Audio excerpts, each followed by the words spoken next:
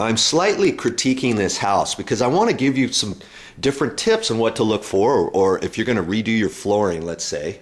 You're going to be redoing this flooring and you've got to install a new baseboard. Don't use this type of baseboard here. Look, see that? That's just a straight, low, right here. This is probably 2 1/4 inches tall. There's no trim on it.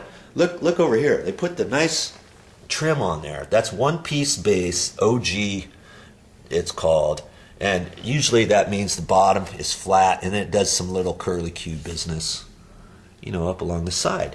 Well, why didn't they do that over here? They just didn't want to spend the extra money, I guess. Now also, this ceiling, it's pretty tall. It's about 9 or 10, it's probably actually 10 feet tall ceilings. Whenever you have tall ceilings, you want to go with a taller base. Even this base over here is kind of small for these rooms. 10-foot ceilings here. Okay? You're just going to have to trust me on that. This baseboard, they could have went with a 4-inch, 4.5-inch tall base. That would have looked mighty nice here. Well, the thing with this small base, since we're still talking about that, when you have small base like that, you're putting it over a wood floor, it has a little bit more forgiveness. So if your floor has a dipsy doodle in it or a humpty hump, you know, this will kind of contour to the wall. If you get a high trim, of course you can't bend that, can you? Then you'd have to put a little bottom shoe on there. Now see over here, this trim here, they decided not to put the bottom shoe on there. Okay, and they kind of got away with it because the floor is pretty dark. See how dark this floor is? Okay. And most of the base is fine, but over here, you see the gap right there from the bottom of the base. Let me hold it up there.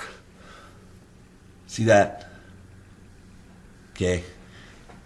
If this floor, and they got away with it because the base is kind of a darker color and the floor is a darker color. So even when it's tight, you're gonna have a little hairline crack there. So if the crack is a little bit bigger, you got a slightly more of a crack. You don't necessarily see it when you've got darker base and darker wood floor. Okay, but if this wood floor was a light blonde color, bamboo color, something like that, that would stick out like a sore thumb. Then you would have to put that door shoe.